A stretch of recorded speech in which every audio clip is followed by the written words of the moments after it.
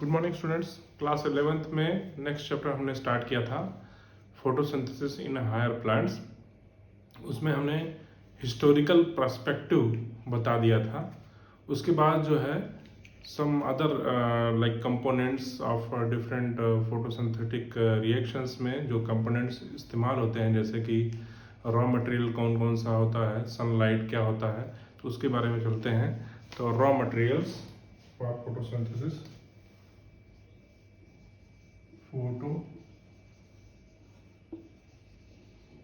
photosynthesis in higher plants. Photosynthesis in higher plants.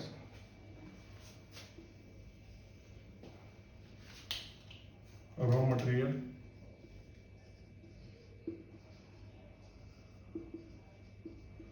Raw material क्या होता है? इसमें कार्बन डाइऑक्साइड एंड वाटर होता है, CO2 and water. Sunlight, light जो होता है, लाइट बेसिकली जो लाइट यूज किया जाता है photosynthetically active radiations, they are the photosynthetically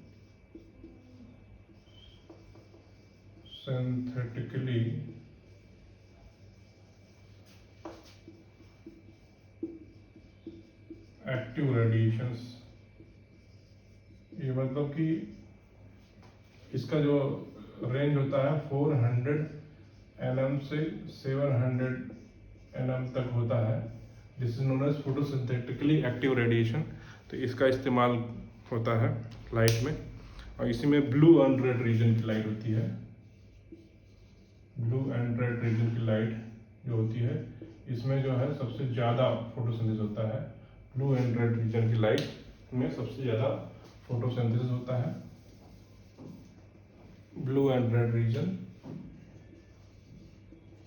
ठीक है।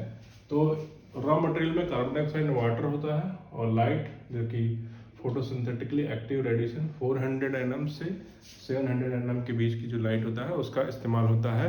And this is the most efficient for photosynthesis. This PAR, this is known as PAR, photosynthetically active radiation.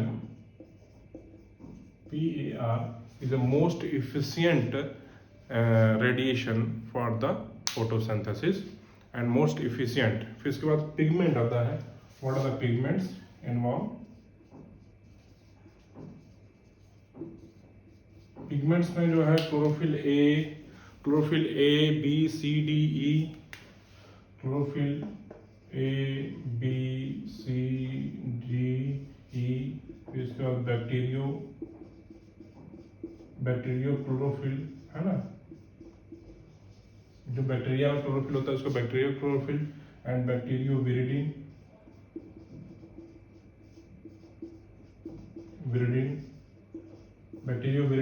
तो इतने तरह के पिगमेंट्स होते हैं। उसमें जो है पिगमेंट्स और भी होते हैं, जैसे पिगमेंट्स, ये क्लोरोफिल हो गया। उसके बाद कैरोटीनॉइड्स होता है। Carotenoids is also present in this pigment system. Carotenoids हो गया, और इसके बाद जो होता है नेक्स्ट आता है फाइकोबिलिन। क्या होता है? फाइकोबिलिन। बेसिकली कैरोटीनॉइड जो पिगमेंट होता है वो एसेसरी पिगमेंट होता है। फाइकोबिलिन ये सब एसेसरी पिगमेंट्स होते हैं। जो मेन पिगमेंट होता है क्लोरोफिल A होता है, जो कि रिएक्शन सेंटर बनाता है। बाकी जो है एसेसरी पिगमेंट्स होते हैं। कैरोटीनॉइड्स बेसिकली जो कैरोटीनॉइड्स होता है ये मैक्सिमम जो लाइट, एक्स्ट्रा लाइट होती है उसको एब्जॉर्ब करता है, उसको एब्जॉर्ब करके डाइवर्ट करता है carotenoids. The carotenoid basically provides protection of the chlorophyll. Chlorophyll को प्रोटेक्शन प्रोवाइड करता है। This carotenoid is made of the carotene और प्लस जैंथोफिल से मिलकर बनता है।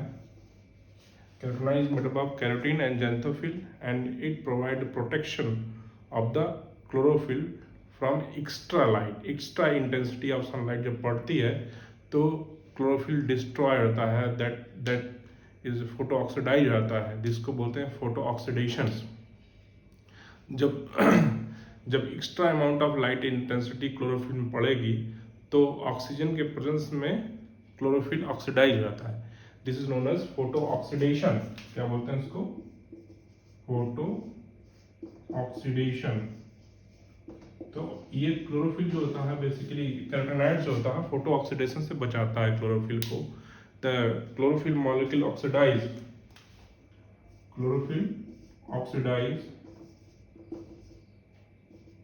in presence of oxygen by high light intensity।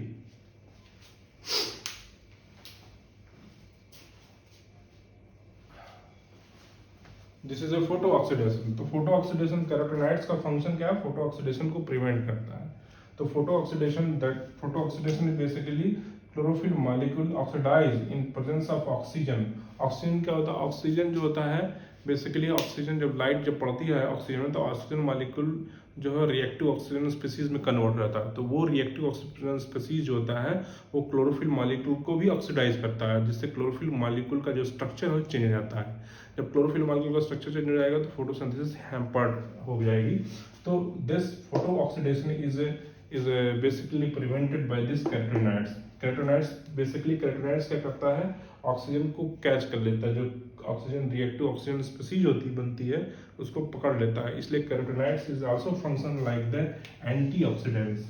क्या एंटीऑक्सीडेंट की तरह काम करता है? It act as a antioxidant की तरह काम कर रहा है कैरोटेनॉइड्स। तो carotenoids is very important in this in the process of light reaction because it protects the chlorophyll from the oxidation से प्रिवेंट करता है। इसके बाद जो है these pigments are basically separated through the paper chromatography। all these pigments are separated through the paper chromatography। ठीक है?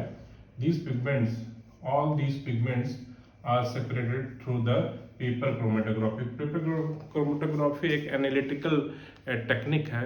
Analytical chemistry में एक टेक्निक होता है पेपर क्रोमेटोग्राफी, जिसमें कि कलर्ड जो कंपाउंड्स होते हैं, कलर्ड जो केमिकल्स होते हैं, उनको पेपर के जरिए सेपरेट करते हैं। तो वो जो जो पेपर के जरिए सेपरेट करते हैं डिफरेंट कलर्ड कंपाउंड्स को, उसको जो है उसमें पिगमेंट भी आता है। पिगमेंट भी डिफरेंट कलर का होता है, तो उसको पेपर के थ्रू जो है उसको सेपरेट आउट करते हैं और फिर उसके बाद ग्राफ मिलता है, that is known as chromatogram. क्या मिलता है? This is known as chromatogram. Chromatogram बोलते हैं इसको, ग्राफ मिलता है। This after the separation of this all these pigment through the paper chromatography। इसके बाद जो नेक्स्ट आता है क्लोरोफिल ए एंड बी देख लेते हैं। What is chlorophyll A and B? पहले तो क्लोरोफिल का स्ट्रक्चर देख लेते हैं। What is the structure of chlorophyll A?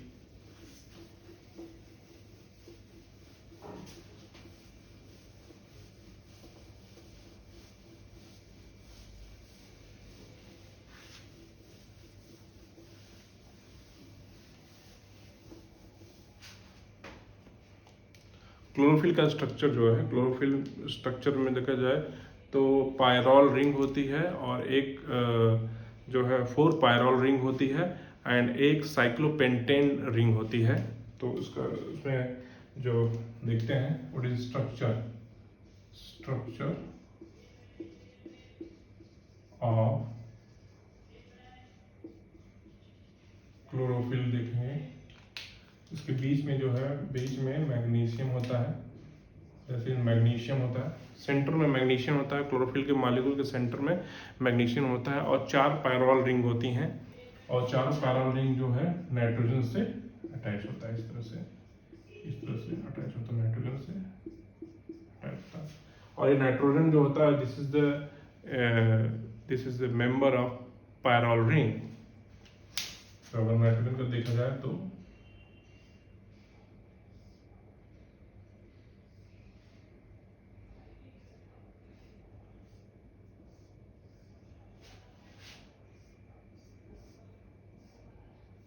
पैरॉल ring.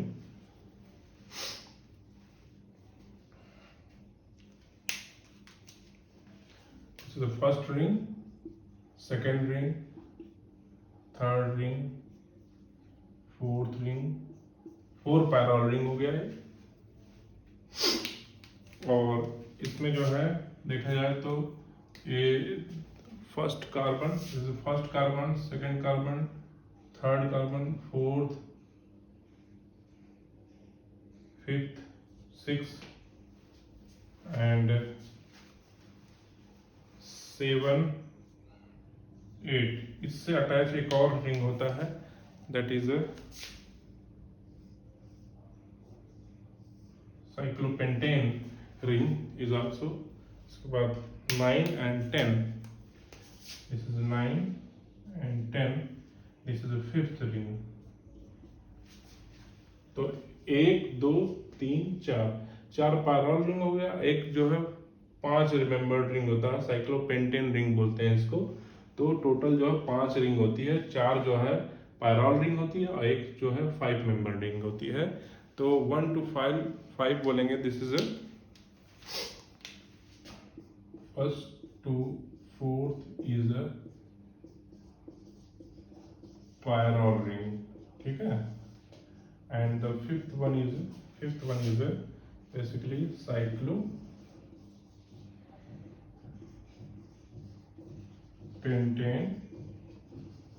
Pentane ring, cyclopentane ring.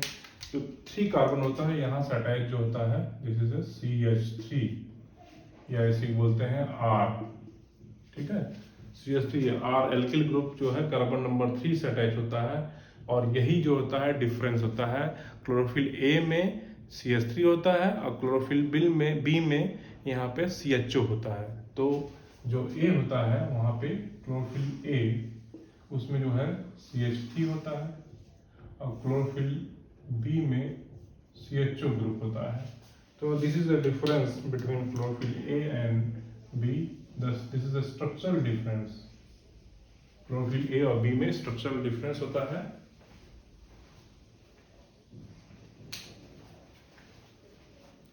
और 7 नंबर से, यहाँ से 7 नंबर में एक चेन होती है 20 कार्बन की।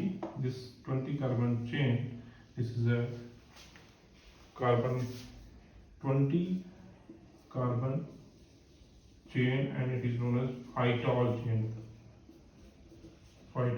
Basically this phytol chain is important because this phytol chain is adhere on the membrane of thylakoid.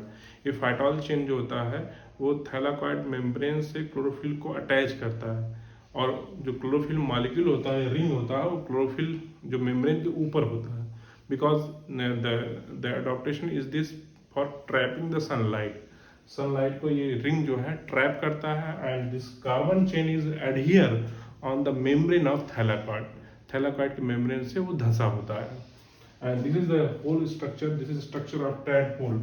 It's a structure of, it looks like the tadpole की तरह स्ट्रक्चर होता है इसका। तो क्लोरोफिल का इसमें बीच में मैग्नीशियम होता है, मैग्नीशियम 1 एक होता है, and the 4 pyrrole ring and 1 cyclopentane ring। And इसी को दोनों को मिला के बोलते हैं, this all made up of known as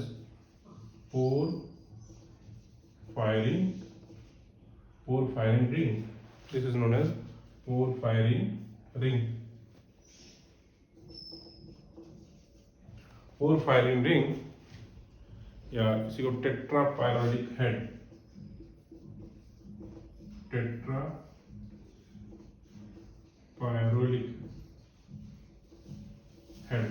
टेट्रापायरोलिक head बोलते हैं।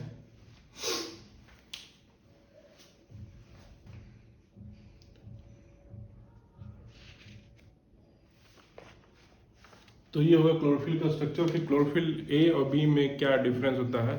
बेसिकली क्लोरोफिल A और B का देखा जाए तो chlorophyll A versus chlorophyll B में रेशियो देखा जाए तो उसका 3:1 रेशियो होता है क्लोरोफिल A और B का। The ratio is 3:1 in chlorophyll A and B। मतलब 25% जो होगा वो क्लोरोफिल बी होगा एंड 75% क्लोरोफिल ए होगा। तो these are the percentage wise.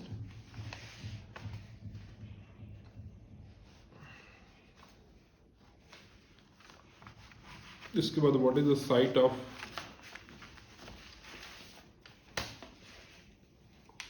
Of photosynthesis. Next topic is the site of photo. Basically basic site of photosynthesis अगर देखा जाए तो ग्रीन प्लांट्स है। ग्रीन प्लांट्स में जो लीफ होती हैं, this is the major site of the photosynthesis.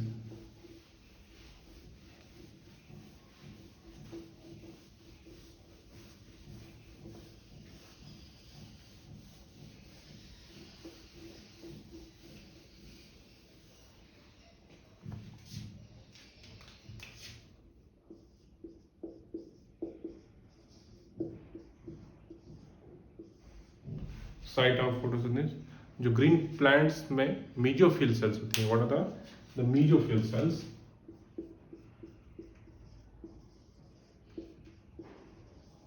Mesophyll cells. The mesophyll cells are basically present in upper epidermis and lower epidermis के जो बीच में होती सेल्स होती हैं उनको mesophyll cells बोलते हैं। और इन mesophyll cells में क्लोरोप्लास्ट होता है and these chloroplasts are the main site of photosynthesis. Chloroplast. These chloroplasts are the main site of photosynthesis. Basically, these chloroplasts are present on the periphery of the cell wall of this mesophyll cells, and the mesophyll cells are present on upper layer. And because the major adaptation for this type of presence of these chloroplast on the periphery or the parallel to the cell wall is it easily receive the carbon dioxide and light for the photosynthesis. So these are present on the periphery of the cell wall, parallel to the periphery of the cell wall, these chloroplasts. So तो अगर leaf का structure देखेंगे,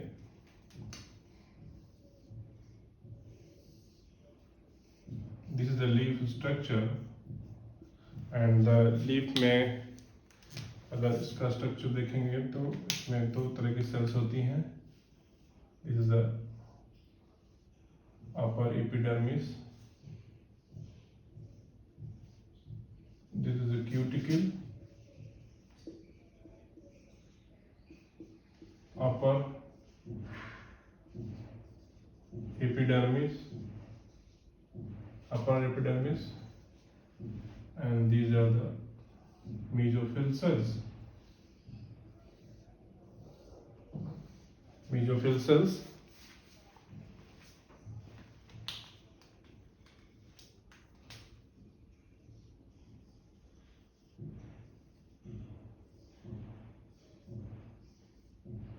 these are the vascular bundles.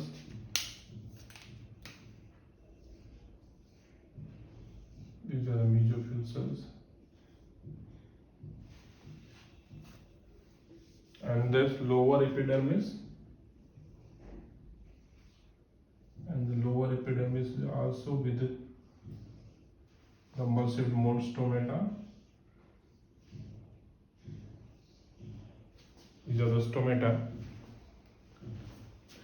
These are the lower epidermis.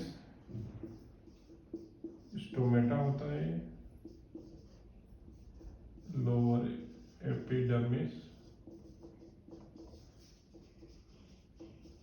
Lower epidermis, upper epidermis और lower epidermis के बीच में जो है these are the mesophyll cells and the mesophyll cells is with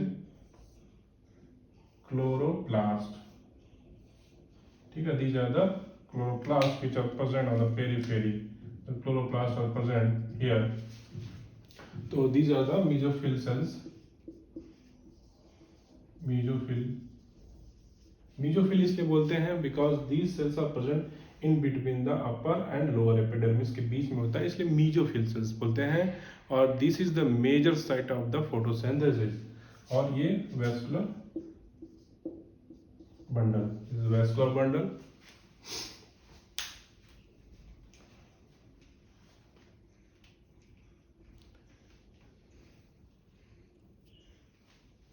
इसके बाद यहाँ पे अगर क्लोरोप्लास्ट का स्ट्रक्चर देखा जाए तो सेल कैसा दिखता है, how this looks like cell. This is a vacuole, this is a chloroplast, this is a vacuole of mesophyll cells, and this is a chloroplast, cell wall है ना, cell wall and cytoplasm, ठीक है। These are the structure of cell, mesophyll cells। mesophyll cells का enlarged view है, ये vacuole बड़ा होता है and the chloroplast, these are the chloroplast, different large number of chloroplast present होते हैं। और इस chloroplast का enlarged view अगर देखना होगा तो enlarged view देखते हैं।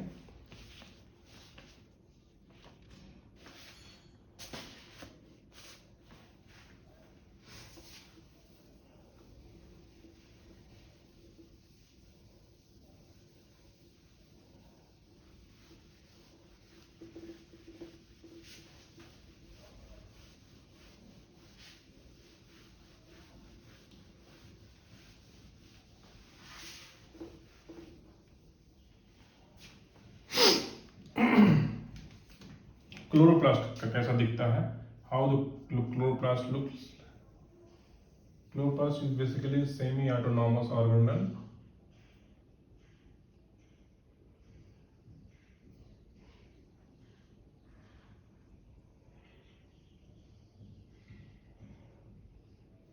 ठीक है।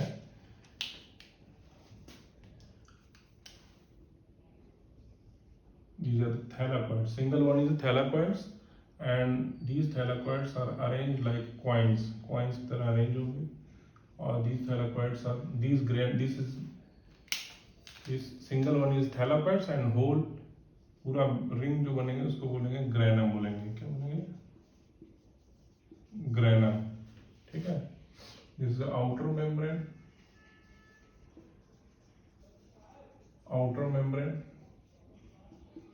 inner membrane. This is the outer and inner membrane of chloroplast, and the fluid present in this is known as stroma। Stroma बोलते हैं इसको। इसके अलावा जो है राइबोसोम्स प्रेजेंट होता है। These are the राइबोसोम्स से डीएनए भी प्रेजेंट होता है। सर्कुलर डीएनए होता है इसमें, circular DNA chloroplast, and also the granum is connected through the other granum with the stroma lamella। इसको क्या बोलते हैं? स्ट्रोमा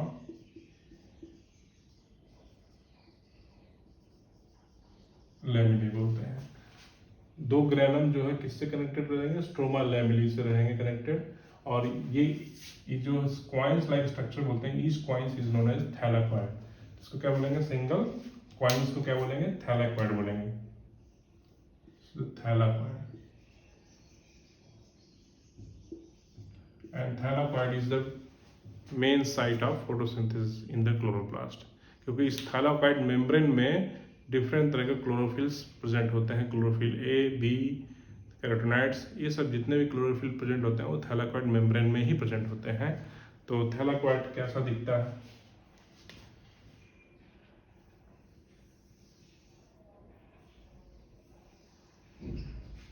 इस thylakoid का ये मेम्ब्रेन हो गया, and this one is a lumen. क्या बोलेंगे इसको? ल्यूमेन हो गया, thylakoid membrane,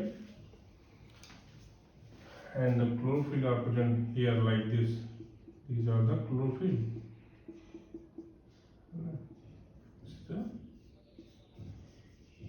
क्लोरोफिल प्रेजेंट होता है। ये बीच वाला ल्यूमन है। ये सिंगल थैलाकॉइड का हमने दिखाया यहाँ पे। अगर देखा जाए इस तरह से, इस single thylakoid is looks like this. Thylakoid, this is thylakoid, thylakoid, and it's the site of light reactions, site of light reactions।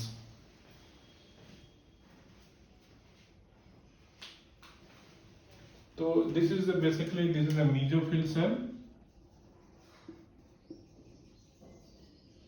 Mesophyll cell में इसका क्लोरोप्लास्ट का स्ट्रक्चर इस तरह से होता है।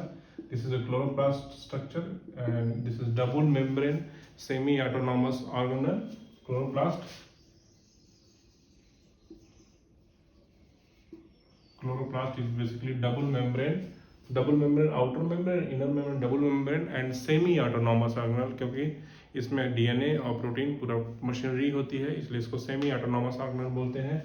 एंड इसमें thylakoid basically is the site for light reaction होता है। लेकिन अगर देखा जाए डार्क रिएक्शन, दो रिएक्शन होते हैं फोटोसिंथेसिस में, लाइट रिएक्शन और डार्क रिएक्शन। तो डार्क रिएक्शन इसमें होता है स्ट्रोमा में, डार्क रिएक्शंस।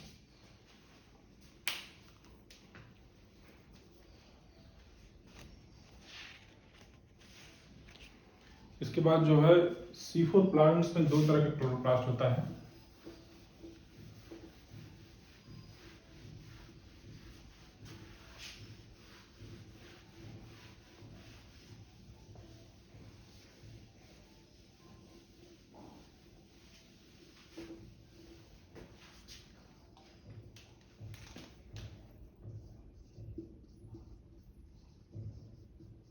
C4 प्लांट्स में दो तरह का क्लोरोप्लास्ट होता है, एक ग्रेनल होता है, ग्रेनल और ए ग्रेनल। ठीक है, ग्रेनल किसमें होता है? ग्रेनल मतलब जो क्लोरोप्लास्ट में ग्रेनल होता है, that is this known as granal chloroplast and a granal chloroplast. मतलब इसमें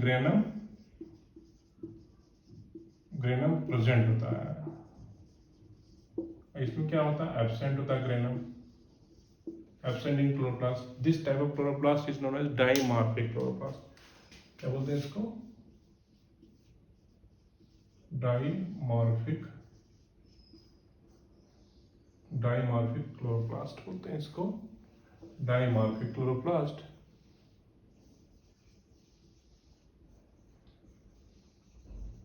डाइमॉर्फिक क्लोरोप्लास्ट, ग्रेनल और ए ग्रेनल। एग्जाम्पल क्या है इसका?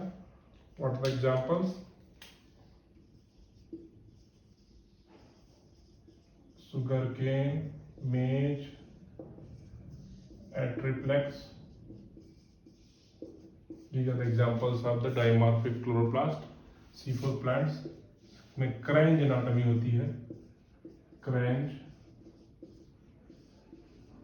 एनाटॉमी होती है। And this granal chloroplast is present in the mesophyll cells होती है। मीजोफिल सेल्स में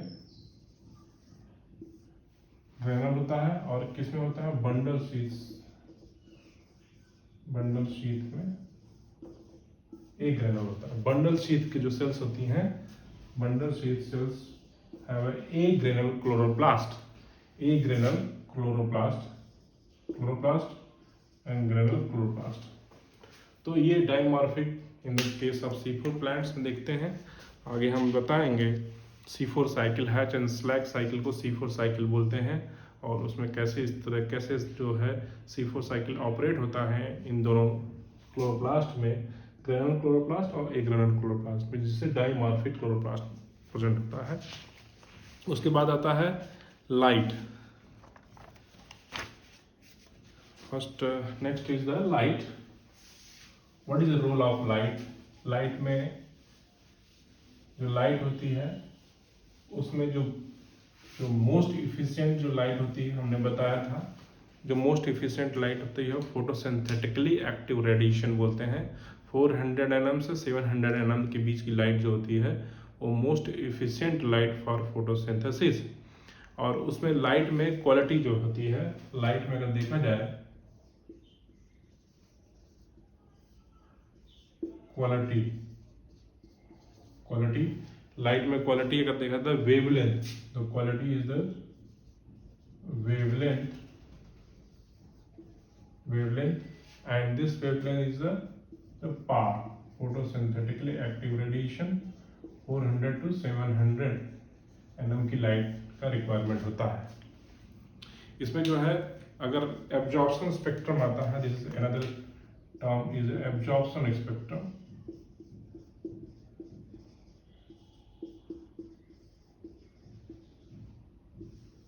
एब्जॉर्प्शन स्पेक्ट्रम में बेसिकली डिफरेंट डिफरेंट क्लोरोफिल जो है डिफरेंट डिफरेंट वेवलेंथ की लाइट को एब्जॉर्ब करते हैं। जैसे क्लोरोफिल ए है, अलग वेवलेंथ की लाइट को एब्जॉर्ब करेगा। क्लोरोफिल बी है, अलग वेवलेंथ की लाइट एब्जॉर्ब करेगा। कैरोटीनॉइड्स अलग वेवलेंथ की लाइट एब्जॉर्ब करेगा। तो उस आधार पे हर एक क्लोरोफिल का एक स्पेसिफिक पीक बनता है। जिस वेवलेंथ की लाइट ज़्यादा एब्जॉर्ब करेगा उसके हिसाब से उसका पीक ज़्यादा बढ़ा रहेगा। तो उसी को उन्होंने एब्जॉर्प्शन स्पेक्ट्रम बताया। तो उसको जो है spectrometer, they measured by the spectrophotometer. Absorption spectrum is measured by spectrophotometer.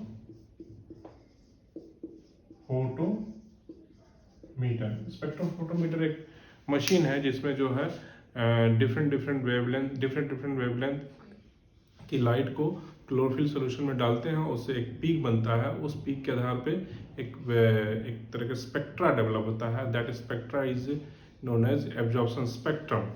फिर इसको जो है कैसे किया गया है उसमें देखा जाए तो उसमें जो है ग्राफ बनता है 400 to 700 mm की लाइट रहती है इसमें जो ग्राफ बनता है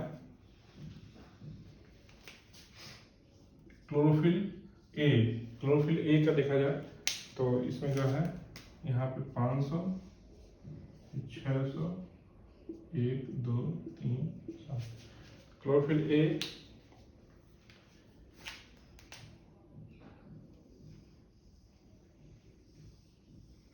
दिस इज क्लोरोफिल ए। तो क्या बनाएंगे क्लोरोफिल ए। उसके बाद जो है नेक्स्ट आता है उसके क्लोरोफिल ए का अगर देखा जाए तो ए का एब्जॉर्प्शन जो है एक तरह से ब्लू रीजन में और रेड रीजन में इसका एब्जॉर्प्शन बढ़ा हुआ है। अगर जो है light absorption, this is a relative light absorption. Y axis पे रिलेटिव लाइट एब्जॉर्प्शन होगा एंड एक्स एक्सिस पे क्या होगा, वेवलेंथ होगा। तो देखा जाए तो ब्लू और रेड रीजन में क्लोरोफिल ए का एब्जॉर्प्शन बढ़ा हुआ है। अब क्लोरोफिल बी का देखते हैं। क्लोरोफिल बी का अगर देखेंगे तो थोड़ा सा शिफ्टेड रहेगा बट समथिंग लाइक सेम तरह से क्लोरोफिल बी रहेगा। इसको जो है क्लोरोफिल बी बोल दिया गया, क्लोरोफिल बी। उसके बाद कैरोटीनॉइड्स देखा जाए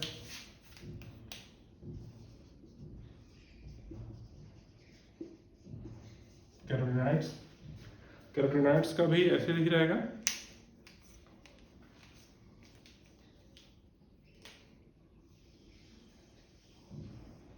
कैरोटीनॉइड्स का ऐसा रहेगा एंड इसके बाद जो है फाइकोबिलिन्स का देख लेते हैं।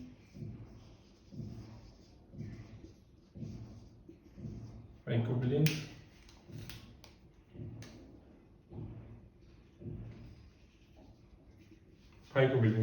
तो इस तरह से अलग अलग जो है एब्जॉर्प्शन मिल रहा है, एब्जॉर्प्शन स्पेक्ट्रा दिख रहा है। डिफरेंट क्लोरोफिल का अलग अलग एब्जॉर्प्शन स्पेक्ट्रा दिख रहा है। तो इसको बोला गया absorption spectrum because this spectra is obtained by the spectrophotometer. Spectrophotometer से मिल रहा है एब्जॉर्प्शन स्पेक्ट्रम और डिफरेंट क्लोरोफिल। इसमें देखा क्लोरोफिल ए का जो है सबसे जो पीक अच्छी मिल रही है ब्लू और रेड रीजन पे। तो इसे बताया गया तो blue light and red light is the two lights very efficient photosynthesis takes place। आगे हम जब एक्शन स्पेक्ट्रम में बताएंगे तो एक्शन स्पेक्ट्रम में कैसे जो है rate of photosynthesis increase in these two light, इन दो लाइट के रीजन्स में, दो लाइट के वेवलेंथ के रीजन में, ब्लू वेवलेंथ की लाइट में और रेड वेवलेंथ की लाइट में कैसे रेट ऑफ फोटोसिंथेसिस इंक्रीज कर जा रहा है। बिकॉज इन दिस रीजन तो क्लोरोफिल ए का जो है एब्जॉर्प्शन बढ़ जा रहा है ब्लू वेवलेंथ की लाइट में और रेड वेवलेंथ की लाइट में। तो उसको एक्शन स्पेक्ट्रम बताया गया। एक्शन स्पेक्ट्रम देख लेते हैं।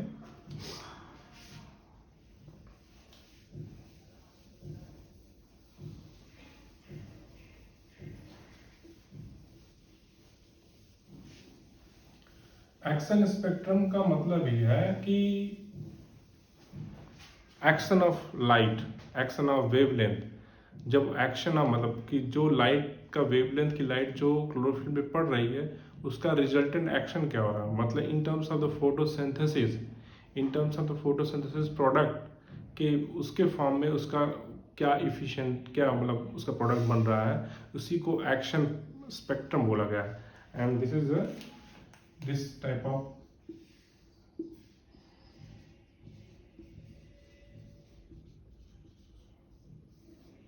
explained by the Engelmann, किससे,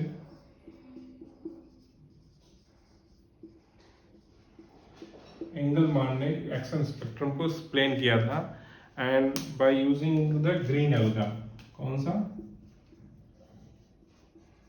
ग्रीन एल्गा, कौन सी ग्रीन एल्गा था वो, क्लाइडोफोरा, क्लाइडोफोरा, and he also used take some aerobic bacteria, green alga, and use aerobic bacteria इसलिए यूज किया था बिकॉज वो बैक्टीरिया जो है उस जगह पे जहाँ पे ऑक्सीजन का कंसंट्रेशन ज़्यादा मिल रहा है वहाँ पे जाके ये बैक्टीरिया जो है एक्यूमुलेट हो जा रहे थे। तो कैसे दिखा था उन्होंने,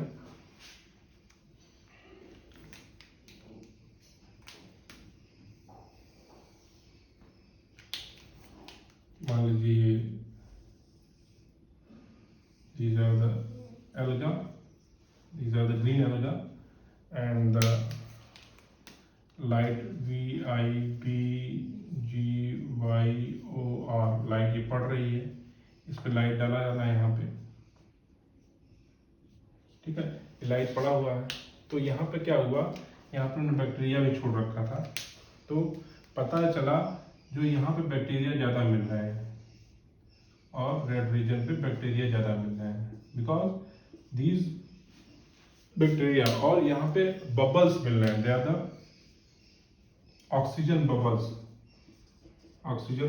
ज़्यादा मिल रहे हैं, और इसी ऑक्सीजन बबल्स के तरफ पास में एरोबिक बैक्टीरिया जो होते हैं, these are the aerobic bacteria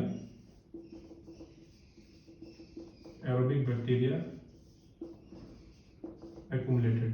It means the rate of photosynthesis in the blue and red region is high, and because this in this blue and red region में जो chlorophyll molecule जो होते हैं वो उस लाइट की, blue light की wavelength की और रेड लाइट की वेवलेंथ की लाइट को एब्जॉर्ब कर रहे हैं। So the rate of photosynthesis in these two regions is high, which is measured by the in terms of the release of oxygen. दोनों जगह पे ऑक्सीजन के बबल्स रिलीज हो रहे हैं, और यहाँ पे इस रीजन पे ये क्या है, एरोबिक बैक्टीरिया जाके एक्यूमुलेट हो रहा है। This is the green alga, क्या है ये, ग्रीन एल्गा क्लाइडोफोरा है, और क्लाइडोफोरा क्या है, फोटोसिंथेसिस कर रहा है by the providing the different wavelength of light.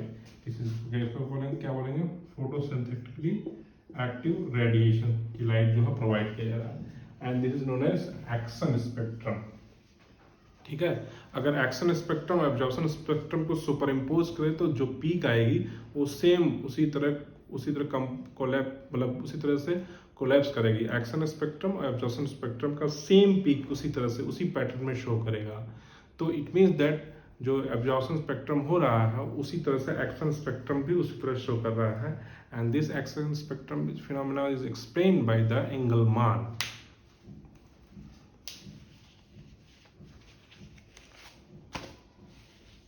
उसके बाद जो नेक्स्ट एक्सपेरिमेंट आता है Emerson experiment, red drop experiment.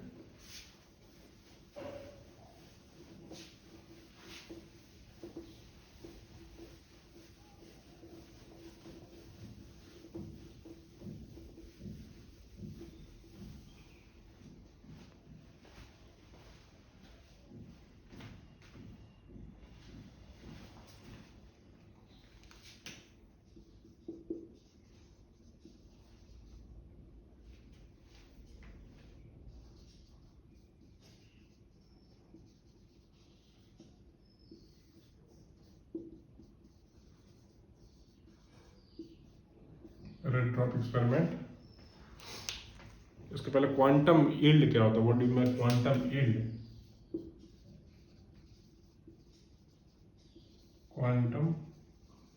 yield. Quantum yield is basically amount of oxygen released per quantum of light. Amount of oxygen release. Amount of oxygen release per quantum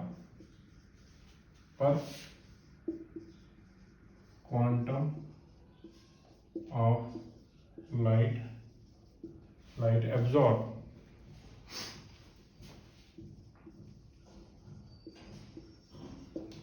This is known as quantum yield. Amount of oxygen released per quantum of the light absorbed.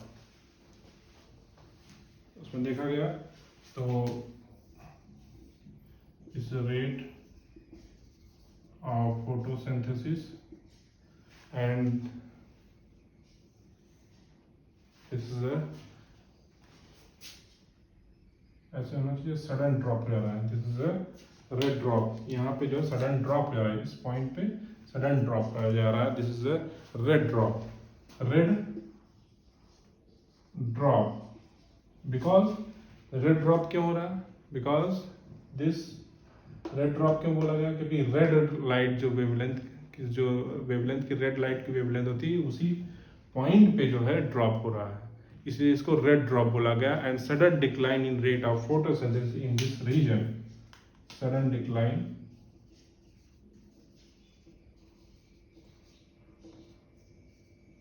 in the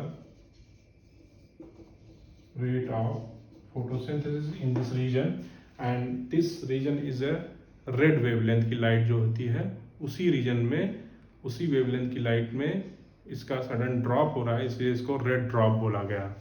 ठीक है. This is wavelength.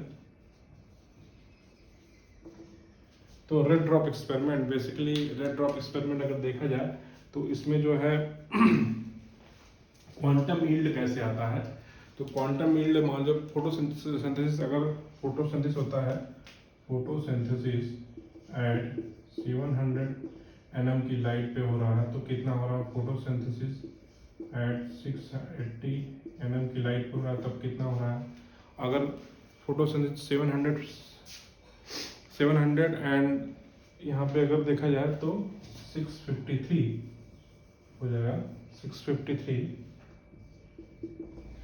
Red drop मतलब पहले, and 700 and 653 nm की light अगर हो रही, दोनों पे कितना आएगा? मान लो 700 में देखा जाए तो 20 क्वांटम यील्ड मिल रहा है. ठीक है. इसमें 43 क्वांटम यील्ड मिल रहा है. अगर दोनों में देखा जाए तो कितना हो जाएगा? That will be the more than 62 होना चाहिए. तो यहाँ पे जो है क्या हो जाएगा? 72 मिल रहा है. इट मीन दैट दोनों का मिला कर देखा जाए तो इसमें जो है क्वांटम यील्ड बढ़ जा रहा है. इट मीन्स दैट दोनों अलग अलग रिएक्शंस हो रहे हैं, दोनों दो टाइप के रिएक्शन इसमें ऑपरेट कर रहे हैं, photo system first and photo system second. तो 700 पे जो है फोटो सिस्टम फर्स्ट काम कर रहा है, फोटो 653 या उससे आसपास जो है सेकेंड फोटो सिस्टम काम कर रहा है, photo system second. This is confirmed. This is known as immersion enhancement, and this phenomena is known as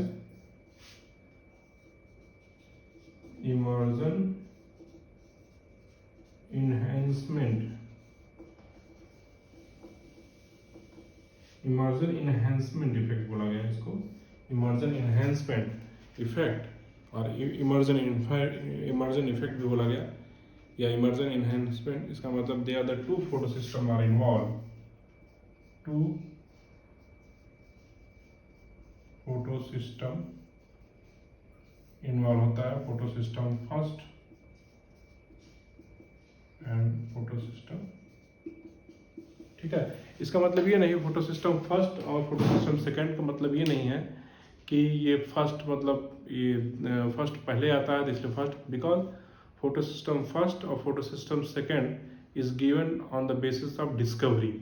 photo system first की डिस्कवरी पहले हुई थी इसलिए फोटो सिस्टम फर्स्ट बोलते हैं. फोटो सिस्टम सेकेंड की डिस्कवरी बाद में होती है, लेटर में हुई थी, देन इसको फोटो सिस्टम सेकेंड बोलते हैं. इसलिए नहीं बोलते हैं कि फोटो सिस्टम फर्स्ट पहले ऑपरेट होता है साइक्लिक रिएक्शंस में, राइट रिएक्शन में, और सेकेंड बाद. ऐसा नहीं है. ये डिस्कवरी के आधार पर फोटो सिस्टम फर्स्ट और सेकंड डाला गया। पहले डिस्कवर हुआ फोटो सिस्टम फर्स्ट और बाद में फोटो सिस्टम सेकंड डिस्कवर्ड हुआ है।